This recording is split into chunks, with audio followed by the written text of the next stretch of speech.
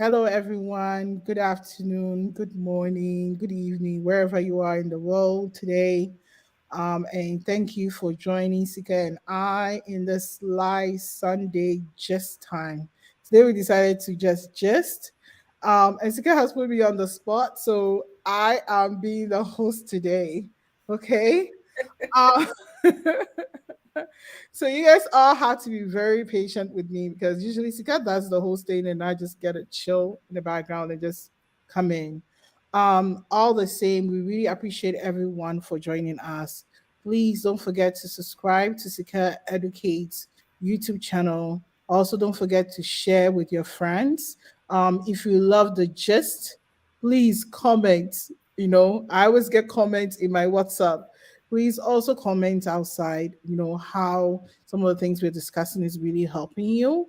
Okay. So, and also don't forget to appreciate Sika because she spends a lot of money, In case you guys don't know, there are softwares that you have to use to really run these live streams, and all of them is based on subscription and they all have to be paid. So don't forget to send Sika some lovely stars and show some love to her as well. Okay, so today we are just here to we all know that it's now official. King Philip, Keep right? Charles. King Charles, sorry. Charles, not Philip. Oh, Philip. See, now you know I'm not British, right? Sorry, King Charles. Okay. Yeah. So, anyways, the main reason why we're here is we know the history. I'm sure most of us would wish that today Diana would be alive, right? For all of us to see her ascend the throne with Charles, right? But it didn't work out that way. And that is life sometimes, right? The choices we make and sometimes the roads that we choose can lead to many different paths, right? So that brings us to the discussion today. How can we prepare our children to really take on the roles that we want to see them do in the future? We see that the queen passed on, his husband passed on, and now we now have King Charles. Okay, so the question to all of us today is, how can you, as a parent, is it your responsibility to prepare your child for their role in society, for their role in the world, and also help them fulfill destiny? Because really, King Charles is fulfilling destiny. We all know he's been born into royalty, right? But many things transpired or has transpired over the years, over the decades. Most of us, we've witnessed it, the scandals, the bad relationship, all the craziness that has happened, right? But we see that he's still fulfilling his destiny, right? The destiny that he was born to fulfill, that was to inherit the throne one day, right? So the question that we are asking everyone today is, as a mother, as a father, how are you preparing your child for their destiny or for their role in society? Are you just leaving them to the system? Are you leaving them to social media? Are you leaving their destiny in the hands of the school? Are you just dropping them off at Sunday school and thinking that because you got up every day, Sunday, you dressed up, you put a little pretty dress on your child, and then take them to Sunday school, that will be enough. Okay. So that's the question that we are asking today. And Sika, since I'm hosting, you're gonna comment first. Thank you so much, my darling. And by the way, you did an amazing job. I think I should hire you more permanently, and then No. I could just sit back and relax and not have to do anything. But good afternoon, everybody. Thank you so much for being here. And thank you so much, Ekua Amoah, for coming Sunday in, Sunday out to support the platform and to have all these interesting conversations that we learn so much from. I was so um, excited to see all the flamboyance and everything with the British culture yesterday. And as my sister said, I was very sad that Diana isn't here. We all know that. But down to the question about what we as parents need to do to make sure that Okay, you're being given the full name. His full name is Charles Philip Arthur George. Okay, the third. There you go. See, I knew I saw Philip somewhere. I knew it.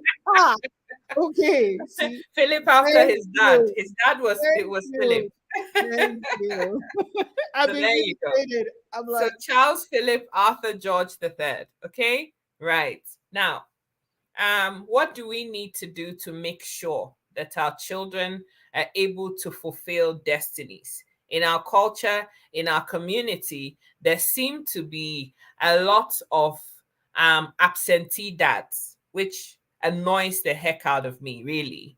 Um, it's almost become some kind of a bad tag that the other cultures don't expect much from our men, especially. They are just SIM card inserters and baby harvests. Once the babies are here, it's down to the mothers. Good afternoon, Pastor P. How are you doing? It's down to the mothers to do the raising, the upbringing, and everything. And then when it's time for celebrating all the hard work that the parents, most times, 9 times out of 10, the mothers have put in, then the fathers want to come and take center stage and be given all the credit for everything. Charles, by nature, because of the role of the mom, the fact that the mom became the queen at a very tender age, he said it a lot of times that the parents were away a lot of the time. And so they were left to nannies and all sorts of other people, close family members, and all of that to raise them.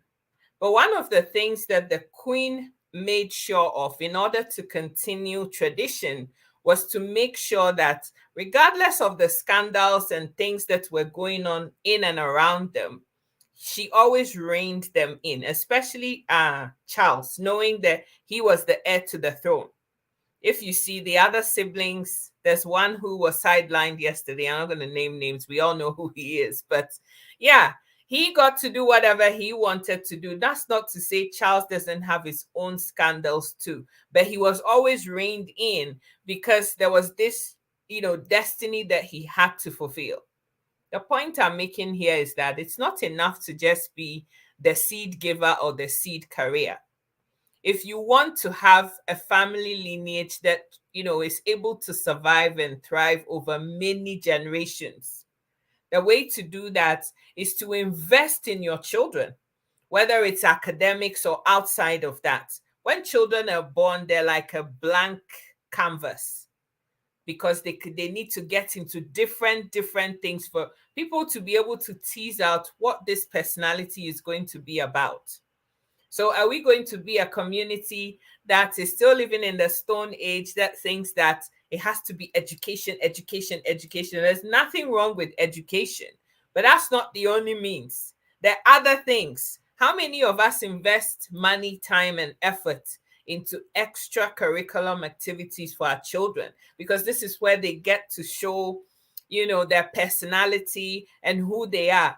Today, Ekua Amoah, I was just going to say that this morning, and I'm sure that my niece doesn't know that I saw her, but I saw her in church jumping around and dancing on stage. And I'm like, yes, but it's all because of the hard work that you're putting in. It's not easy, but you make it all happen. Yeah, they get to go to school, they do all of that, but there's also the extra curriculum activities, absolutely crucial. Does your child want to play an instrument? What are you prepared to do? Instead of talking and gossiping and doing things that are unnecessary, are you willing to drive your child 45 minutes across town for her? There's a friend of mine that I had, the one that came to see me on Friday, Ekua Amoah, my Russian friend. She doesn't mind me saying this is why I'm saying it, but it's the same sort of thing. Every Monday, Wednesday, and Friday after work, she has to drive across town. She lives in the Northwest, down south for 2.5 hours, 3 times a week, so that her daughter can have the dancing that she loves. She's into ballet, Afro, whatever, Afro beats, this, that, and the other. And the girl is actually good at it too, right? What are we investing in our children? Is it just about just having the children, just for the heck of it? And as I said, whether parents get to stay together or otherwise, it doesn't really matter. What are you doing to make sure that your family lineage, their name and everything is going to go down the generations? It's not just about money.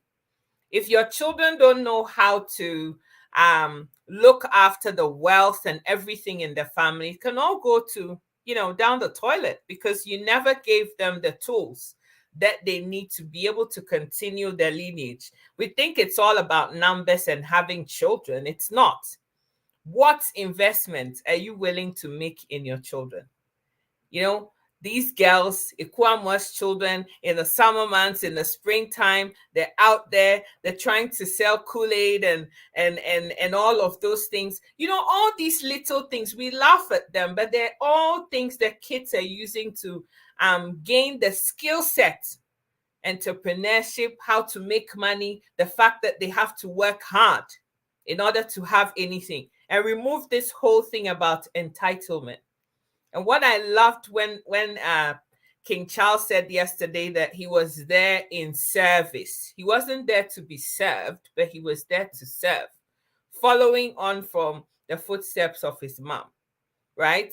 And then he's going to step aside at some point, and now it's going to be the younger royals that take over down the generations to George, and then on and on and on.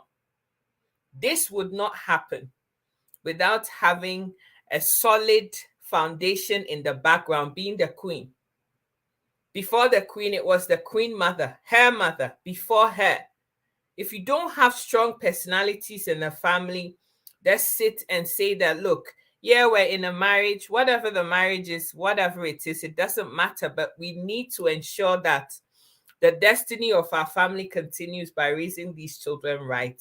Nothing happens. I'll pack it in here and let you speak, because I can see you nodding, nodding, nodding. That's my cue. That is your cue. Thank you, Sika. And the most important thing you said is that King Charles said he was there for what? For service. Okay.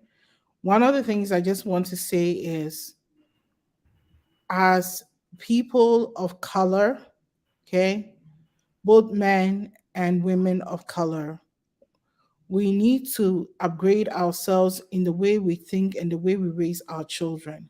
Whether you're listening to us from the continent of Africa or you're listening to us in the diaspora, for some occult reason, our behavior in on the continent, when we come to the abroad, we do exact same thing. We don't learn, we don't change, and we continue in the same circle, right? That is why we see a lot of absenteeism, in our homes. We see a lot of our children in the system, right?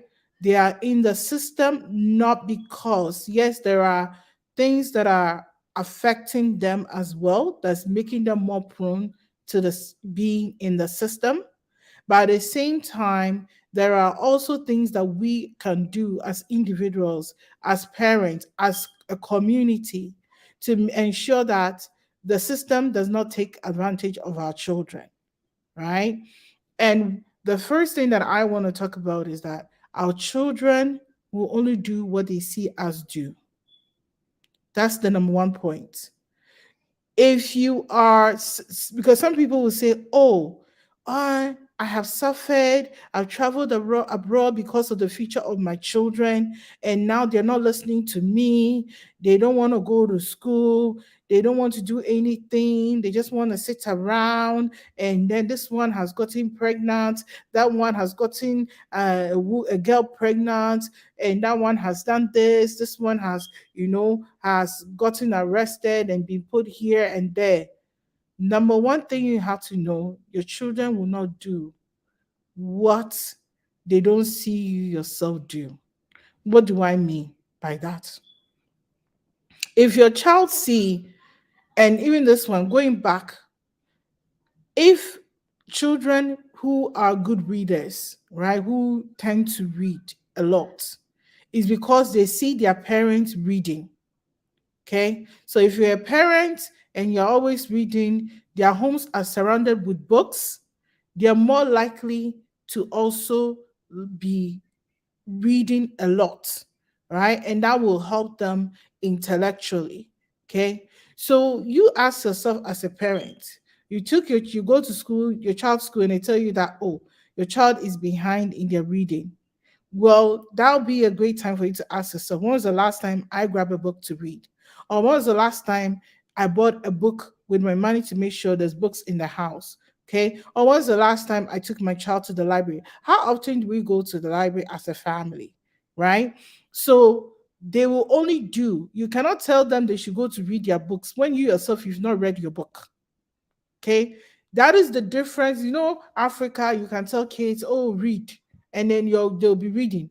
But here, the kids born here, they are programmed to really behave the way they see society behave. That is why they have so much influence on social media. That's why they have so much influence when it comes to popular culture, right? The music, the culture, the dressing, and all those things. So it's important that you yourself, whatever you want to see your child do, you become an example. If you want them to go to school, well, you came to Canada or you came to UK, wherever you came to, when you came, you have finished sixth form or you finished form four. What certificate have you gone and get? What sort of extra education have you had on? Or did they see you lingering around, jumping from one cleaning shop to another or one factory to the other? Because they see you that you are doing all of that and you're surviving. So now they're like, okay, me too. One day I can do that and I can survive, right? But if they see you that even when you are doing that, you are still intellectually improving yourself, it just doesn't take a genius. They will quickly pick up and they will follow suit. Because Mhm. if they see that, oh, maybe mommy did a 2 year nursing, right? So maybe me too now I can be an RN. Maybe when I become an RN, I'll get my master's, right? So you are paving the way for them, right? Don't expect them to do anything different from the way you are, the way you feel about yourself, the way you express your self esteem, right? The way you put yourself together, how you serve your community, right? If your child sees that, you come home, you're on the phone, you just gossip, you just jump from one funeral to another, one party to another. Oh, this one today is AC's 60th birthday. Tomorrow is Amma 50th birthday. Today is Ayos 30th birthday. You're moving from one place to the other, they're most likely to do the same, Mhm. right? So Mhm. it's important that if we want to raise children who fulfill destiny, we ourselves have to live a life that is exemplary, right? If you're a single mom, how many men are coming into your children's life? You are a single man. How many women are coming into your life? Your children are seeing different women coming and going. Your daddy is always talking to different women. Or you're a single mother, you're always different people, right? They will not do any different, right? So it's important that if we want to really raise children who will become the people we want them to be, right? Then we ourselves need to set good example. And the other thing is service. Do Mm. your children see you serve your community? Mm.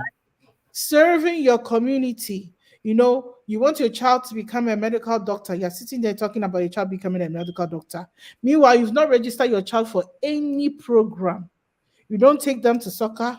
You don't take them to them to go learn a dance. They don't go basketball. They don't play any game, and they are just at home. And these days they become iPad. You buy them iPad or give them tablets or give them your old phone, and then they'll play with it till kingdom come. You are not read. They are not you. You don't read to them. They do not have books to read. You don't take them to the library. There is nothing you're doing with that child, but somehow you have a dream for them to become a doctor.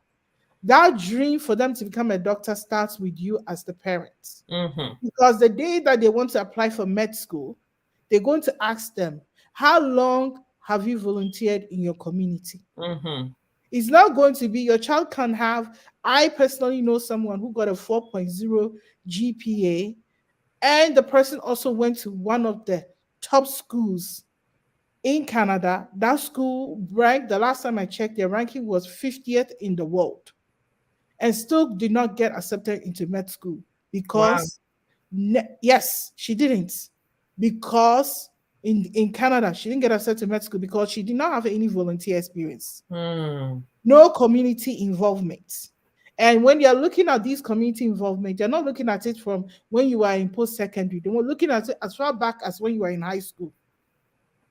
Okay, your child is not involved in anything, no volunteerism. They just stay at home, they just eat, they just sleep. You are watching them, you are watching TV.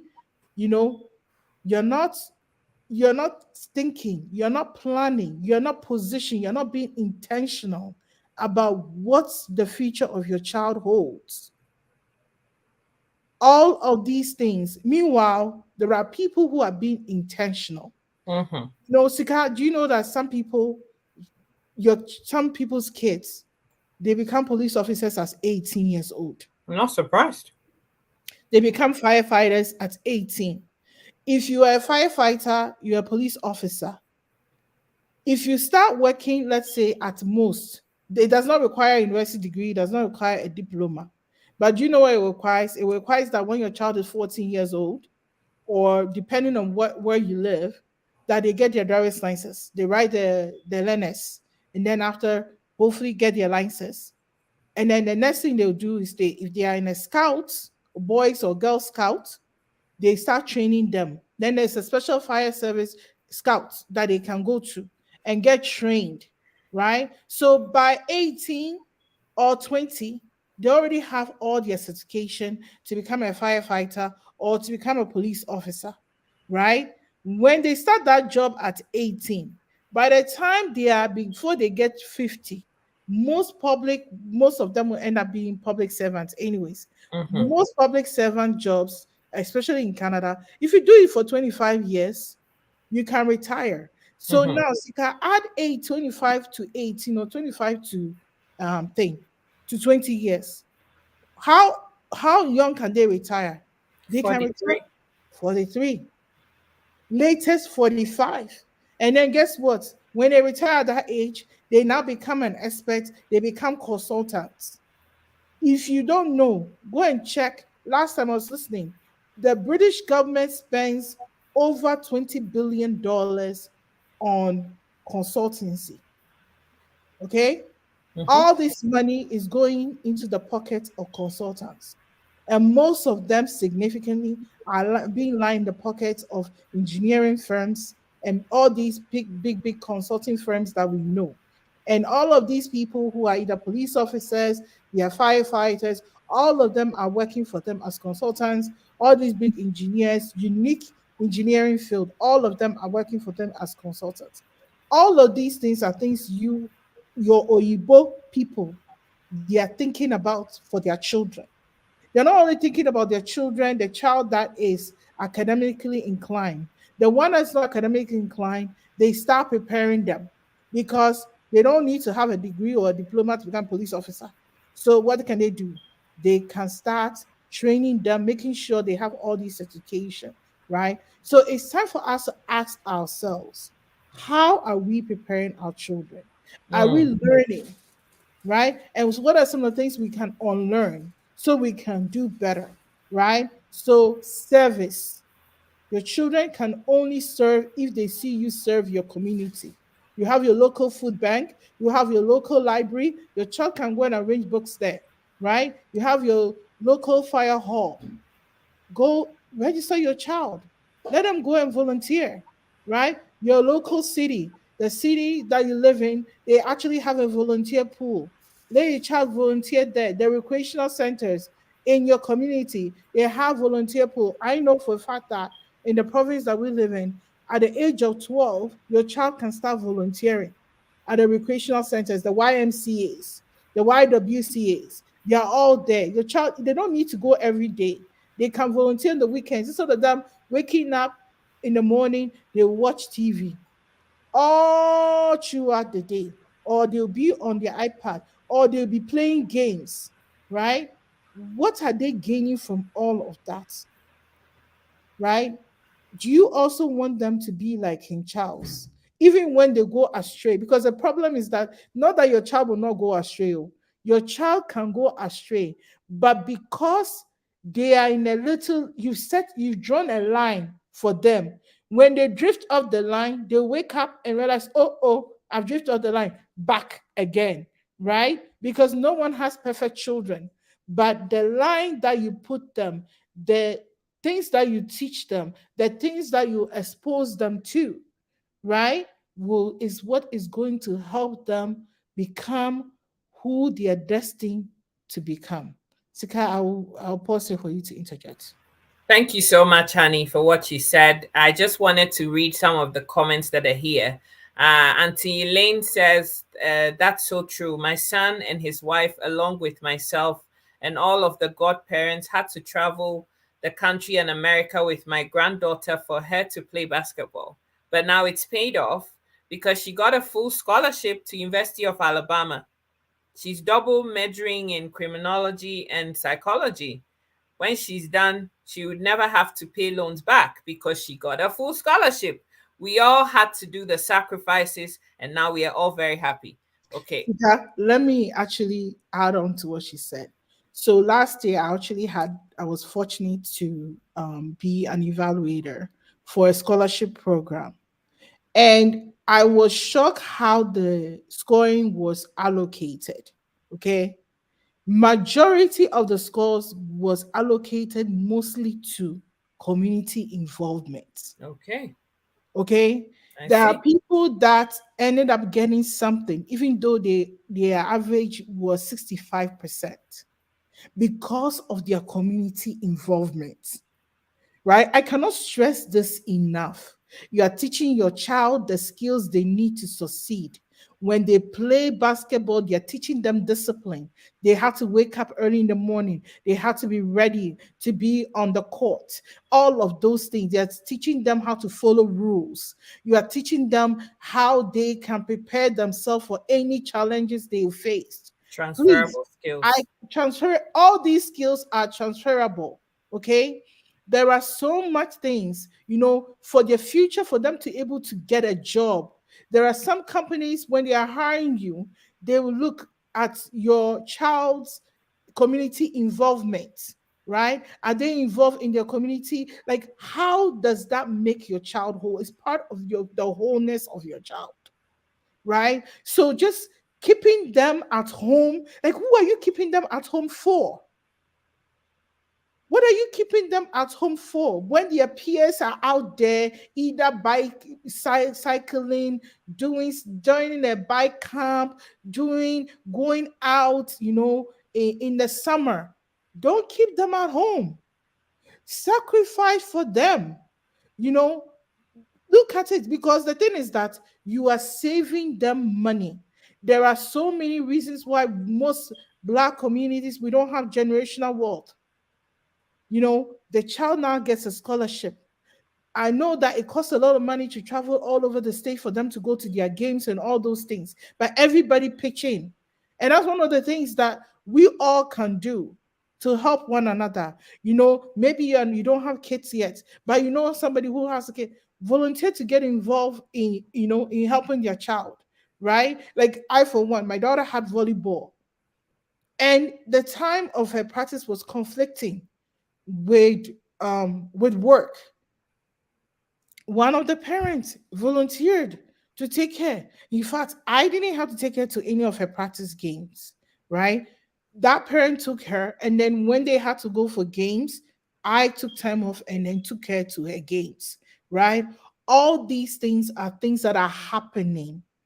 They are happening in your children's school. Some of them say, "Oh, I don't even know that those things are happening. My child didn't say anything." Well, your child didn't say anything, but you yourself, have you registered on your child's school board to know all these information, right? To know the things that is happening in your child's school, so that you too can be aware of what is happening in the child's school, right? Don't leave anything to chance. Because one of the things you have to know is that if your child succeed, when you retire, you be a happy retired person, because you don't have to bail them out of jail. You don't have to now start telling one baby mama and another baby mama or stories, or having to deal with all the stress and then the drama that comes with it, because there are consequences if you don't invest in them, if you don't, mold them, right? Because whether if you no matter who you are, whether you believe in God or you don't believe in God, raising up children to fulfill destiny, it doesn't matter what much prayer you go on your knees for, right?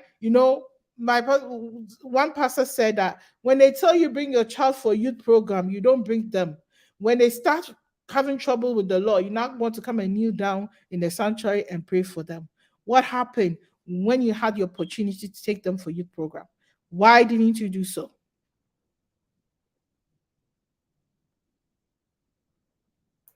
Oh man, yeah. Like the commentary is there's somebody here. My sister Bridget says, well said, so true. The kids have required volunteering hours. It could be very demanding on parents because at times you have to take them and even on Saturdays, but it pays up at the end of the day. And she's speaking from America, not surprising. We're all in North America and it's similar things.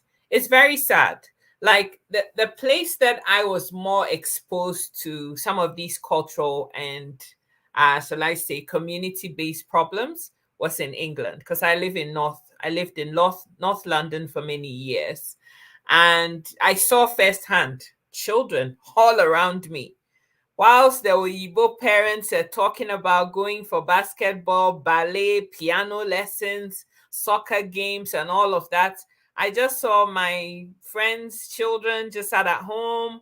And when they want to talk to their parents, oh, be quiet, I'm busy. And they're just busy on their phone. They're talking to somebody, they're cooking, they're planning on the next funeral to go to, whose party is there, instead of caring about the children. It's sad because it feels like in our community, having children is a rite of passage. It's like you get married, and so your mom's expecting, Ekua Amoah, when are you giving me a granddaughter? I want children. And then once the children come, we treat them as if they're a nuisance to us. Who asked you to have the children if you weren't going to be responsible for them? Everybody hears me talk so much about my parents. Why am I so passionate about them? Because they didn't have much. They were teachers. Teachers in Ghana, how much do they earn? I saw my mom sell her cloth, the fabrics that she had bought for herself to sew nice clothes for herself with. I saw my mom sell those things. She would take 3 and 5 and different things to do, join the marking scheme for the whole Ashanti region or whatever. She's marking all kinds of examinations just to raise extra money to make sure that we got what we needed. We took 12 subjects. We're not academic, we're not perfect in every subject. So if it was chemistry you were struggling with, she will go and find the best chemistry teacher in that community, pay him or her whatever it is you need, and then drive you there and back. It was hard, but she did. And now that she sold all her clothes and everything, well, her children are all set up. She doesn't now have to worry about, hey, what if this one has now had 10 children and cannot look after them? And now this one is still living in my house and I have to provide for her because of all the decisions that you made. Maybe having children is not for everybody. And if you know that you're not prepared to do the hard work, because I see my sister Ekua Amoah, Calgary mommy, do it all the time. Sometimes I'm like, how does she even have the energy to do all of this? It baffles me. But she's doing it. And I'm seeing the results in the children, because I don't think I've ever heard somebody has done something bad and then I've heard my niece's names being mentioned because they're so busy. Even when they are home, they are busy. But when your children are home with you, what do you do with them? Some people don't even know when their children have homework, whether they have homework or not. They have no idea. You've bought your child a tablet. What is the child doing with the tablet? YouTube is out there. There's so many things that we mustn't expose our children to. But some of us are not even um internet inclined enough to know how to control Wi-Fi, know that there are parental controls that you can put on there so that you can control what your children are watching. The kids are just there. It's a world wide web. They're watching everything. People taking their everything off and leaving nothing to the imagination. They're watching that. All of that. And then you say you're a parent, and then you're surprised when your children get into trouble.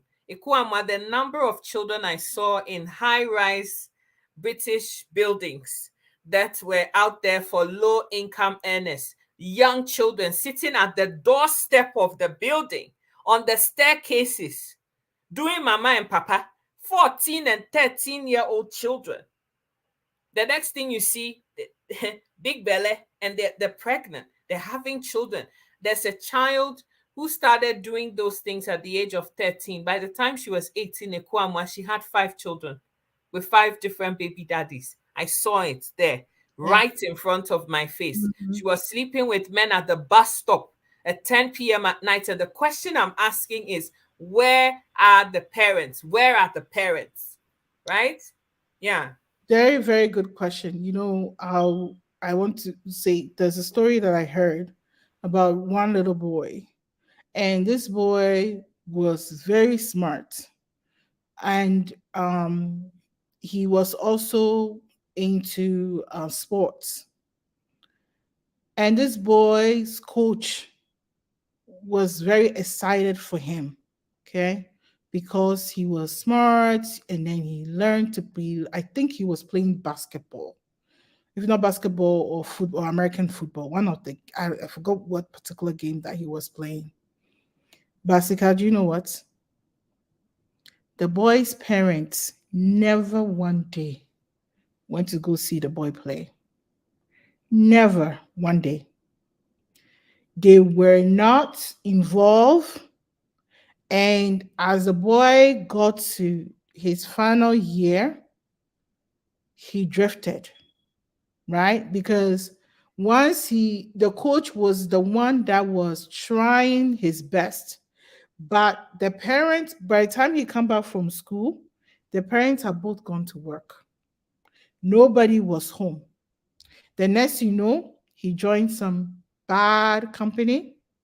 And as I'm speaking to you, when this boy came to Canada, I saw him. He was a 4-year-old boy. As I'm speaking to you, this boy is in prison right now. Okay? Same thing, right? I knew of a girl, very bright girl, right? Same thing, very talented, no support from the parents. The next you know, the boy is here, this, that, pregnant. That's the end, right? For some of them, they might never come back, right? I know of one that, after she still tried to go to school, but it's still not the same.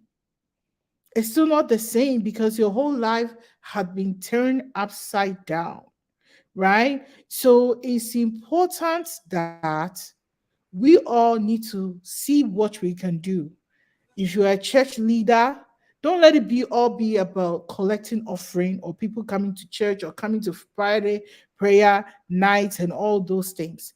You can pray, but the Bible says that faith without works is dead. There. The Bible also says that just as arrows are in the arms of a warrior, so as your children. Okay?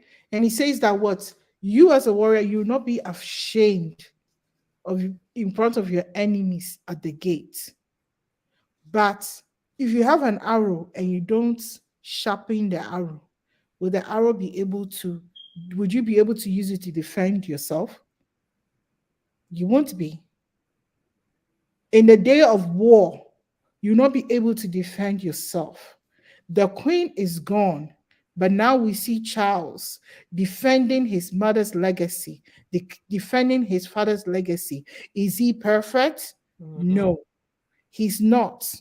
But at least he's fulfilling destiny, Mhm. right? So it's really a learning for all of us, right? Especially when it comes to us in our community. The things that people are doing, the things that you see the Asians are doing in their community. You know, let me shock you, Sky. I found so you know how I have my little organization thing going. So I had planned, I wanted to host the summer camp and blah, blah, blah. Okay. I came to the realization that there's some sort of exclusivity going on. Okay.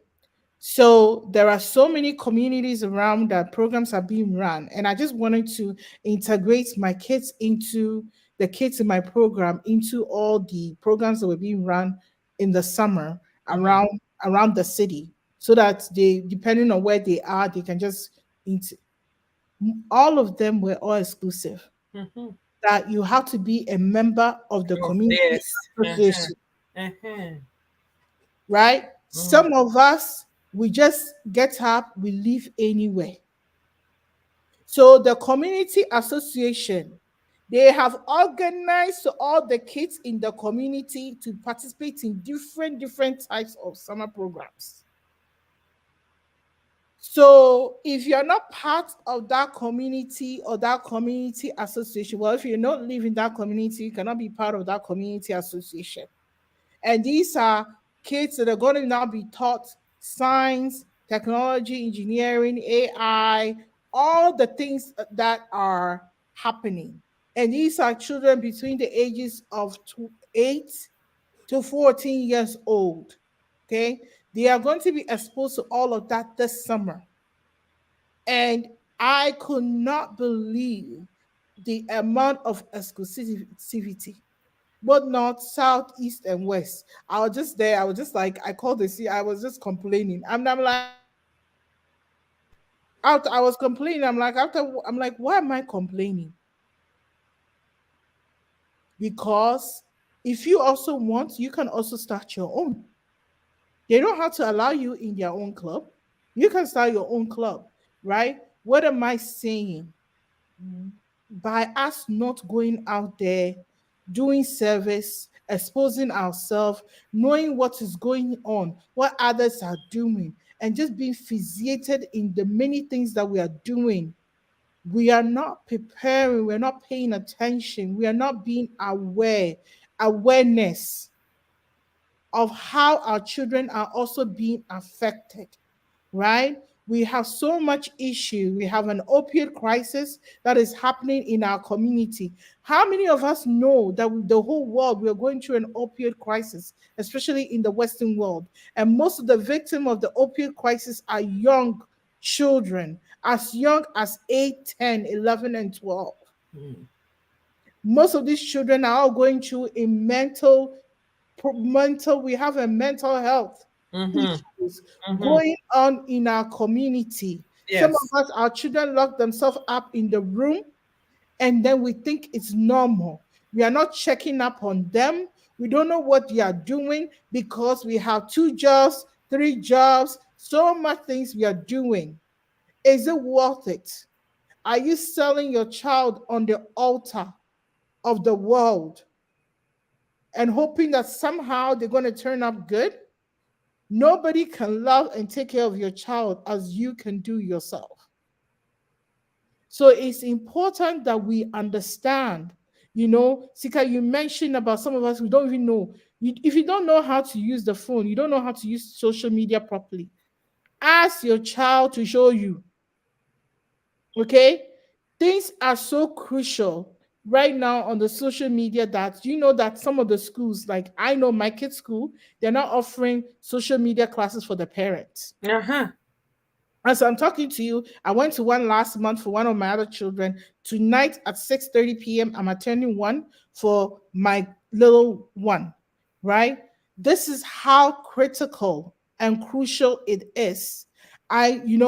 There was one story I read about one child who through social media transitioned, transitioned. And then now she's like 20 something years old. And then She just realized it was just a phase that she went through. Where were the parents? Hmm. Right now, schools have authority to do many, many, many things.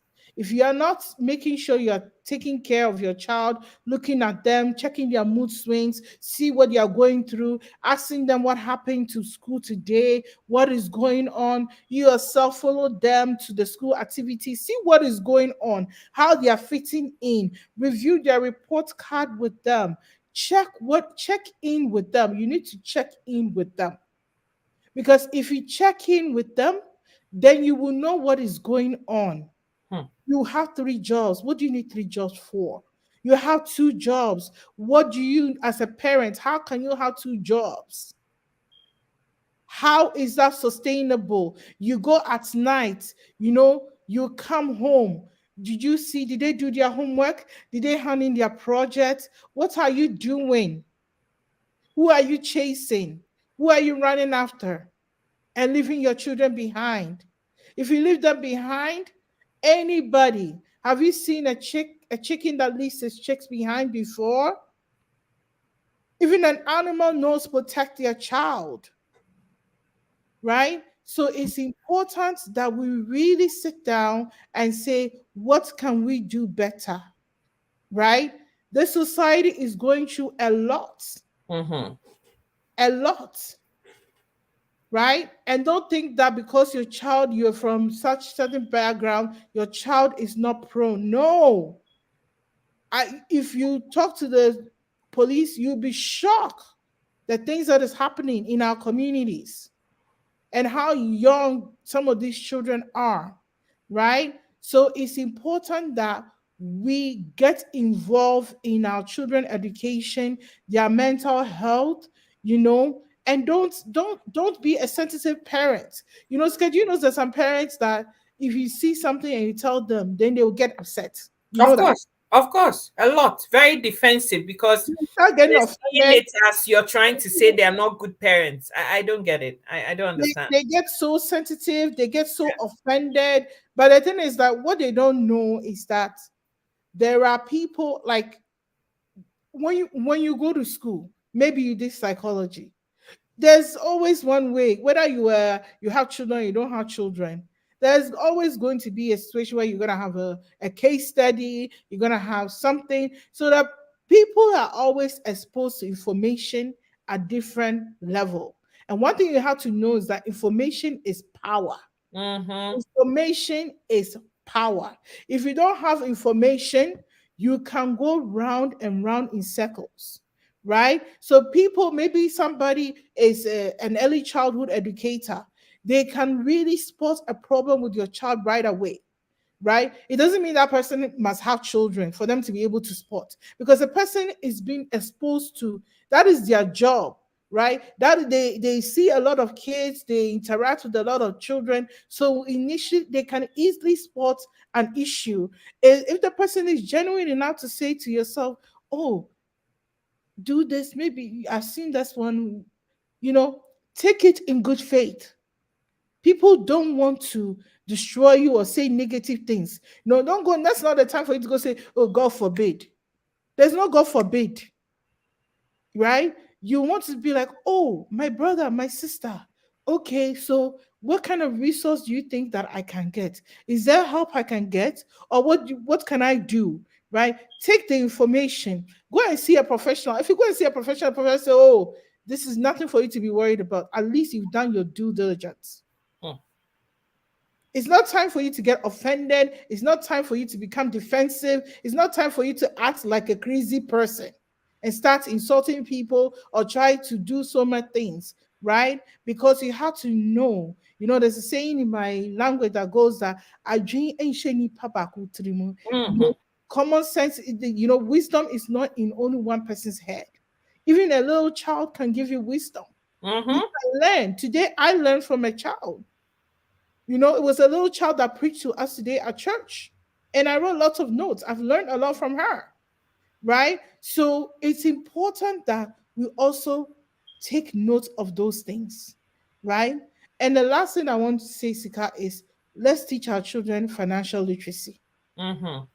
and the ability to build wealth. And even Mm-hmm. that one, we ourselves, we need to do that ourselves. Mm-hmm. Teaching them that maybe instead of taking student loan, you can study hard, get community involvement, maybe play basketball, play a game, play tennis, play, you can, Sika, do you know even golf, the Of scholarship, course. I'm not surprised. It's golf all a scholarship, game. You get out there, you socialize. Of course. yes. And they have golf camp, Mm-hmm. right? They have golf camp that your children, you can register your child to go every year. There's so many golf scholarship around as well, right? So there are so many opportunities that are out there for our children, but they can only tap into those opportunities if we prepare them, right? That is what Queen Elizabeth did. He prepared Charles, even though she was never around. There were always people who were around. That is why I say it's important to know that raising your children, it involves delegation, right? It involves delegation. If you don't, you cannot attend all their games as an aunt. Ask someone, oh, Sika, today I'm busy. Oh, hey, how's your schedule like? Do you think that the my boy has this, and we are both busy, but we really want someone to be there for them. Oh, do you have time? Sika, can you help me? Right? Don't think that you have to do all of that by yourself. That is the reason why me, I live in a very small town. They all carpool. Oh. You know that. They carpool. Today, this one will do the hockey drop off. Tomorrow, that one will do it, right? All these celebrity people, they are not even doing it on their own. They have a roster, Mm-hmm. right? They have a roster. Don't leave everything to chance. Preparation. You prepare so that when the opportunity comes, you take advantage of the opportunity. But if the opportunity comes and you are not prepared, then you have to miss out, right? I'm going to say, we're talking about financial literacy. The federal government of Canada, they came up with a $250 million loan program, Mm-hmm. okay, Mm-hmm. that they were going to invest in black businesses, Mm-hmm. okay. Mm-hmm. So they initially, there is this organization that is in Toronto, and it's a black organization. They were founded by, I think it's a Jamaican and a Caribbean community in, I think, 1980 or something. So it's founded that long ago. So they were privileged because obviously they've been serving their community for so long. So they were privileged enough to be able to um, get the ability to dispense this loan to black communities, okay, who and black people who want to even start their own business and stuff, right? Sika, do you know that they've had this loan and it's been hard for them to dispense the loan? Do you know why? No, people don't know about it. One. Well, people know about it, Mm-hmm. but most people don't qualify because they don't Okay. have good credit, Okay. right? They don't have good finances. They don't have no idea how to build their business infrastructure, all the requirements that they need. And this one they were giving, I think they give you up to $250,000 to inject into your business, right? But the money is sitting there because they cannot dispense the money, right? And people are now, they are complaining, oh, blah blah blah. They don't want to give the money to anybody. Well, you don't have a business plan. You don't have good credits. You don't have any assets, quote unquote assets, right? You don't have anything. So even you want, the money is there, the opportunity is there, but because you are not prepared, you've not exposed yourself, right? So now what they have to do now is they are now doing financial literacy class. They are now doing classes to, even the classes, ask me, are people attending? They are No, not they attending. won't. They are too busy complaining about how they apply for the loan and they denied them. They never sit down and ask themselves, why was I denied? Right? So it's important that we teach our children financial literacy, right?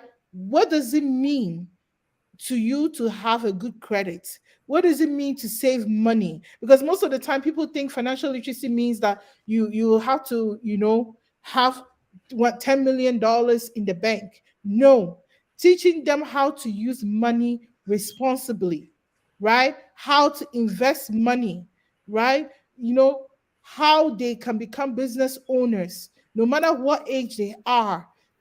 Last time someone was telling me somebody became a was a millionaire at the age of 20 because they invented something, right?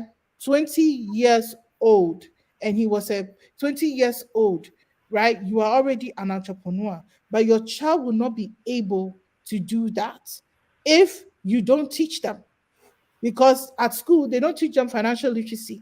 In school they don't teach them to become entrepreneurs, right? If you cannot teach them, there are summer camps. I'm advertising for all the summer camps. If you live in Calgary and want your child to learn how to become an entrepreneur, State Polytechnic has an entrepreneur summer camp that you can pay $400 for your child to go and learn how to become an entrepreneur. People are paying and investing this money into their children, right? Sika, I don't know if you've read any of John Maxwell's books, or John Maxwell. I'm sure you probably read one of his I've heard books. about, yes, I have. Yes. I've heard about him and You I've read listen one to of his him. books. His Yeah. parents invested in him. And then now he has so many books that he has written. He's a multi-millionaire, one of the most affluent people. He grew up in the church, right? So it's important you invest that money in your child. They understand how to become an entrepreneur, so that when the opportunity comes, the government is giving out money for young entrepreneurs, your child will be part of it. You yourself, as a parent, be part of some of these organizations out there. Some of them, they run workshop on many things. This same organization I'm talking about, last time they were running, last month they ran a workshop on how you can put your food on into Loblaws. Loblaws, if you don't know, Loblaws is the biggest grocery chain in Canada, right? How you can get your product to Loblaws. So community involvement, teach them financial literacy. Three things that stood out for me from what you said, and I'll read Abibatu's comment. My darling, thank you so much for being here. She says, as I speak, I'm at a basketball game with my son, and I took the older one this morning. It's indeed a big sacrifice. It involves mine every day.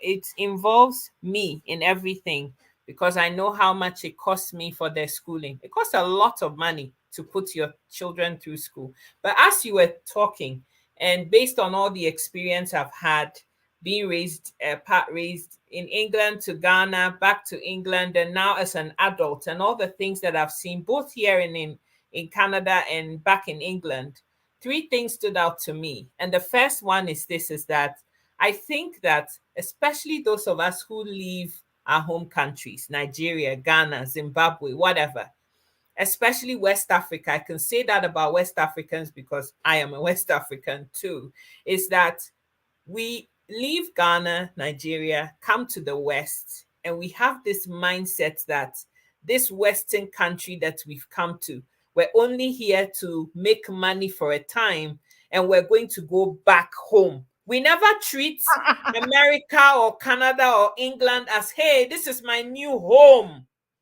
How many of us in England have even bought houses? We are fighting for council estates, project housing, depending on society for everything. So you come from your home country. You haven't invested a penny in the place, but you're fighting for project housing, something that other people had to sacrifice for.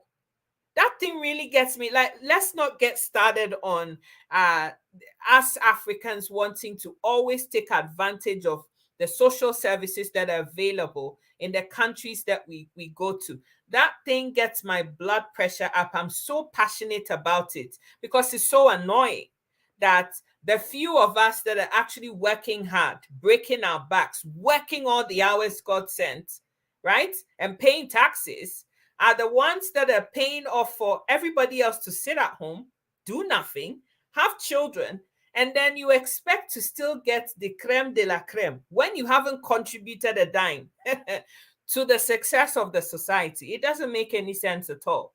We're always looking for ways of cutting corners, not paying taxes, not being there, none of that. How does it work? You want to live in England and you want to live in the poshest places of London in their project housing. Who do you want to go and do the hard work, pay their taxes, and have some of those things invested in the communities? Is what you're enjoying. Children go to school without eating. And then the society, the same community is contributing monies through property tax, council tax, it's called in England, to feed these children. But these things were in place for people when they fall to hard times. It's not a place that becomes your home. It's something to help you along the line when difficult times come. That was the whole premise of setting it up. The second thing is this, is that Ekua Amoah, how many parents, African parents, do you see? Because I know that you're involved in going for your children's parent-teacher evening, blah, blah. How many African parents do you see when you go to these? A lot of them don't turn up. They just think it's all about sending their children to school. Once they're going to school, you don't care about anything else. Ekua Amoah volunteers. She's in the school. She knows what's going on. When they're having board meetings, she's there. When there's community everything, she's there. Why? Because you have to know what is happening. We don't integrate into our communities at all. I live in Calgary. Me, I just came to come and make money. I didn't come to come and live here. But 20 years later, you're still living here. You're still living here. I'm not seeing you in Ghana. You're not in Nigeria, Zimbabwe, Kenya. You are still living here. This is your home, whether you like it or not. Your children are here. They have no business in Africa. Ekua Amoah's children may go visit her in Ghana one day if she chooses to go back, or Nigeria or whatever, but they are not coming to live. Canada is their home. Their friends are here. Their schools are here. Their work is going to be here. What business do they have in Africa? They will visit, but they're not staying. Right? So those of us who have traveled from all over the place to come to the Western countries, please understand this. Once you live here, 1 year, 2 years goes by, you leave education and whatever, and you choose to stay here. This is your home. Forget about your home country. This is your home. Participate in the community. If you have children, you want to know what your children are up to all of the time. Otherwise, then you lose out. Look at all these fancy stories you've told us about, right? And the last thing is that being in the position that I'm in exposes me to a lot of information through work. One of the stories that has left an impression, an indelible impression, and every time I think about this woman, it brings tears to my eyes, is that, regardless of whether parents are able to stay together in a marriage or relationship, prioritize your children. So in this particular story, they were married for about 12 years. They had a 12-year-old daughter and a 10-year-old son, and then they broke up. Now the parents are trying to score points on each other, which one is the better parents, and they're using their children as the bait, right? So the mom wants the children because she knows that she can look after her children. Their dad was being, an ass, so to speak. And eventually they split their kids 50-50. The kids went to live with their dad because guess what? There's no parental controls. They can do what they like. He just leaves them, goes to work, goes to be with his girlfriend. The 12-year-old and 10-year-old were left to their own devices. The 12-year-old was groomed on social media for Mama and Papa. The person who groomed her, an adult in his 40s, fed the girl fentanyl, right? Mm-hmm. Laced with other stuff. Mm-hmm. Now the girl became hooked on it. So every time she needs a fix, she goes to the man. The man does Mama and Papa and gives her whatever it is on the Yep. side. Yep. 12-year-old child. Mm-hmm. And then I think on one of the episodes, he forced her into Mama and Papa, which is rape. So the girl, after the whole thing, says that she's going to report the matter to the authorities. Guess what he did?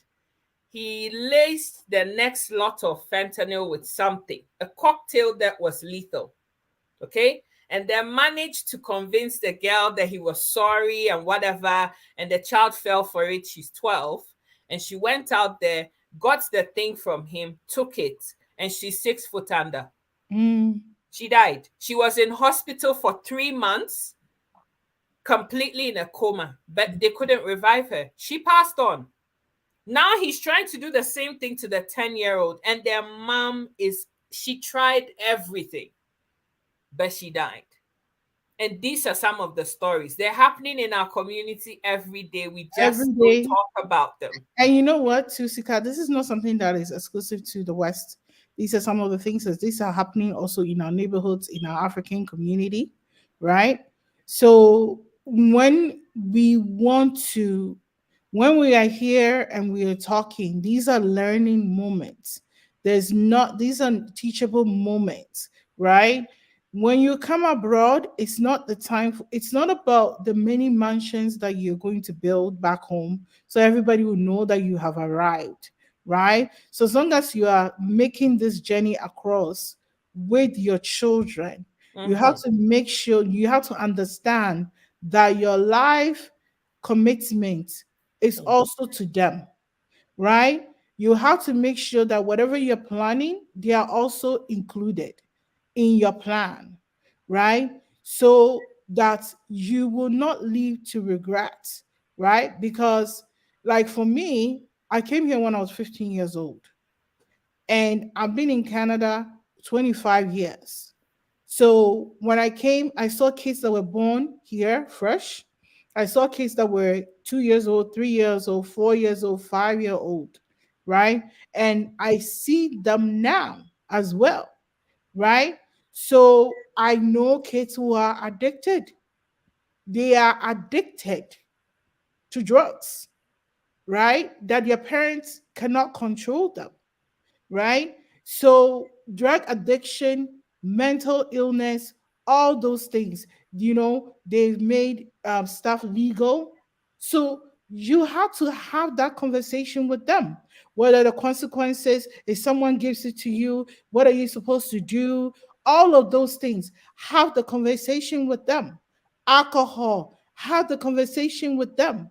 All of these things. Don't leave them to chance. Last time when I went to the social media class, they showed us a website that apparently is very popular among kids where you go and you meet strangers. You. Hmm.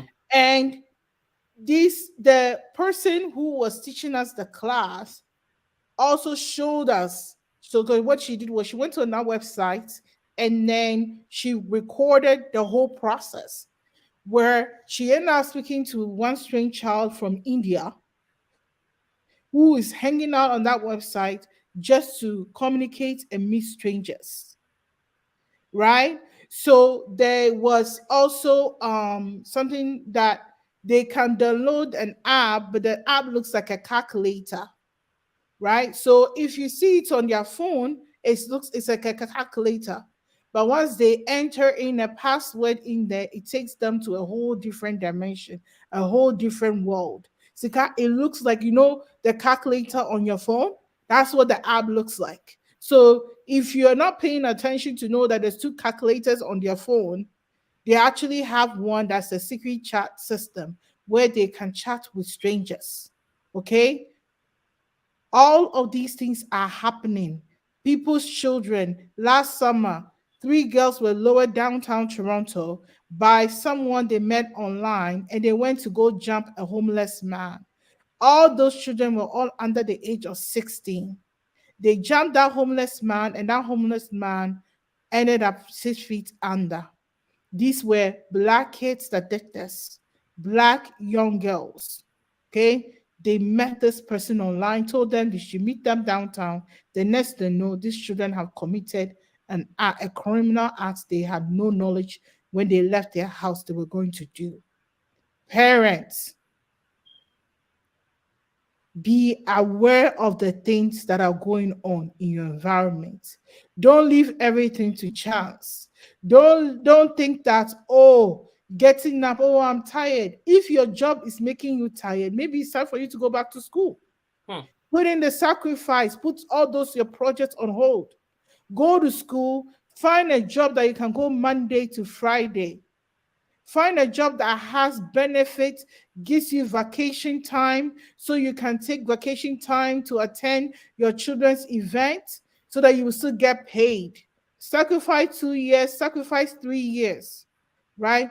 Do what it takes so that when your children are successful, you don't have to bail them out.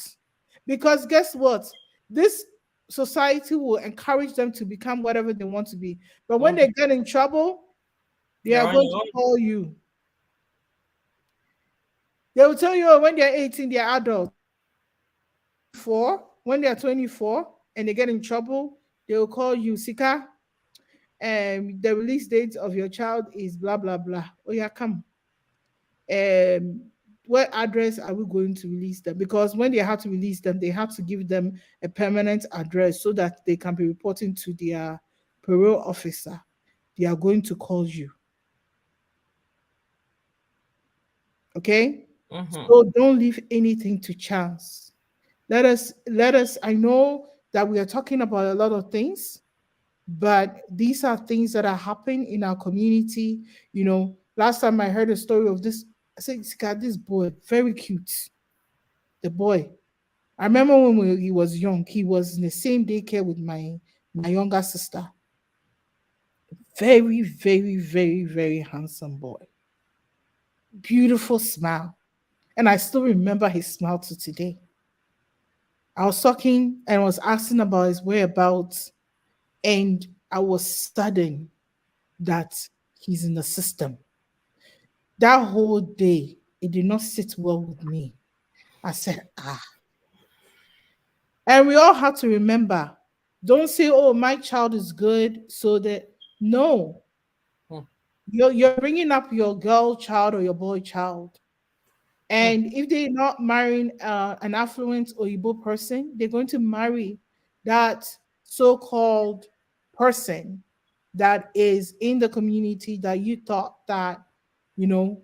So it's a community effort, Mm. right? To bring out the standard, to make sure we understand what it means to raise children in the diaspora, right? The sacrifices that we have to make. Don't stay at home and be lazy just because you have 4 children. We're not asking you to stay at home and be lazy, because that also has implication, right? Mm-hmm. You see, Mm-hmm. because I will tell you, all the stay-at-home moms that I know who are Oyibo, do you know what they do? They are literally in their children's school every day. Mm-hmm. They volunteer at the lunchroom. They're not there watching All the Days of My Life. They're not watching what do you call it? East Enders.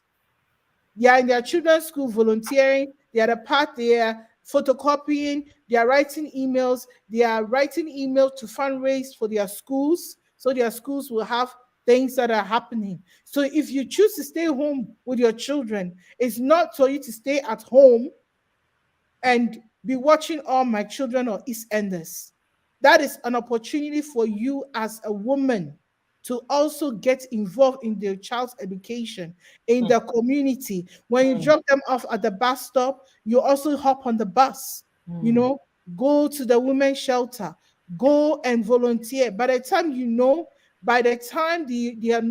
longer need to stay at home because of them, you also have skills that will get you a good job. Anything you do, don't think you're doing it for the sake of it.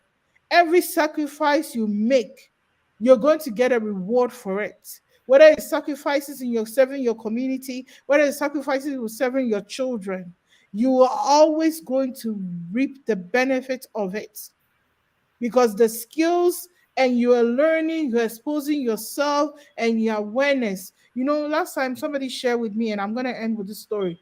She shared with me, she's a single girl. I mean, she's pretty young. She's like in her 20s. Every Wednesday, she goes to the food bank, the Calgary Food Bank, where she takes her time and pack hampers, special hampers for women Mm. who have just had babies. So, that special hamper must have like diapers, this. And she enjoys doing that. It's her passion. Do you think that when she finished work, she cannot go home and flip channels? Mm-hmm. Yes, she can.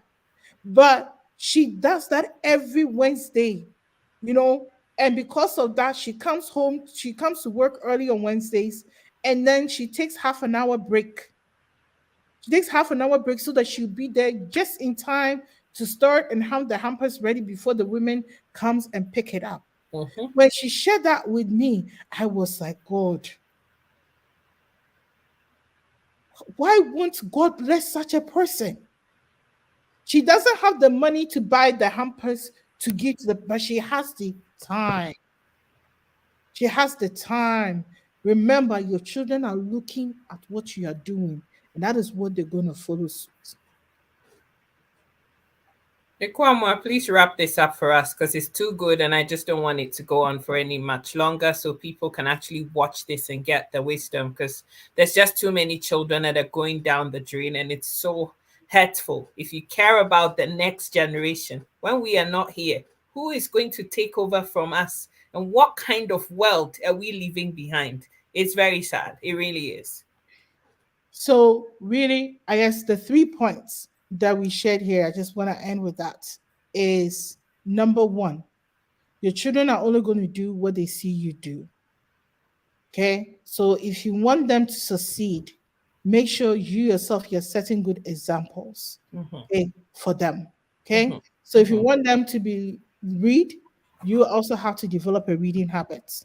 Okay. If you want them to attain good education, you also have to be teachable and be aspiring to what educate yourself regardless of the barriers or regardless of the limitations that you face wherever you are. Okay. And learning does not have to be going to university or college. Learning can be going to learn a skill, going to learn a trade. It can be many things, right? And then the second point that we talked about is service. Learning to serve your community, serving your children, and then serving the people around you. Okay. And it's not monetary, it can be volunteering, it can be anything. Okay. So service. And lastly, teaching your children financial literacy. And you're teaching them by yourself certain examples. So these are the three key things that we want you guys to take away. And then lastly, this is just a bonus. Please learn how to control your internet at home. Okay. If you have internet, call your provider. They will show you. All of them have apps that you can use to know which device that's on in your home. You can pause it. You can turn it off at a certain time so that when you're, even if you're working afternoon shift, I know some of you guys have to work afternoon shift, that your children will not have access to the internet to be watching whilst you are working. Ah, so call your provider, your internet provider, put some parental control on your internet and all the devices in your home so that your children will have limit screen time and limit interaction. Know who you're talking to online. And then beware, just don't live anywhere. Check, be aware of your community. What is going on in your community? What is going on in your children's school? All those things are important. So this is what I want to end. And all these things, it is happening even in our African schools. So it's not just for people in the diaspora, also for people in Africa. Be aware of what's going on in your children's school, okay? So that you know you're putting your children in the right school environment, okay? It's all important that we educate ourselves and arming ourselves with information. And that's what I will end here, Sika. We want to thank you all for joining us today. We're wishing everyone a very good weekend. Please don't forget to send Sika some stars. Don't forget to subscribe. Subscribe to Sika's YouTube channel. Very soon, we're only going to be having content exclusively on YouTube. So if you don't want to miss our YouTube events, please subscribe to Sika's YouTube.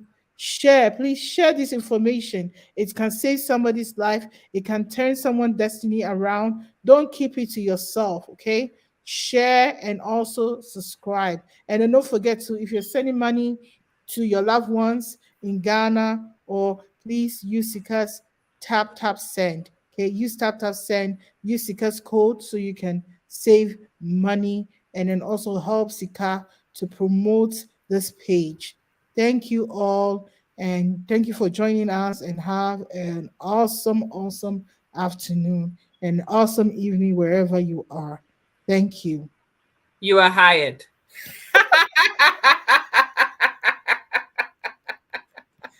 One more thing to add to my many things.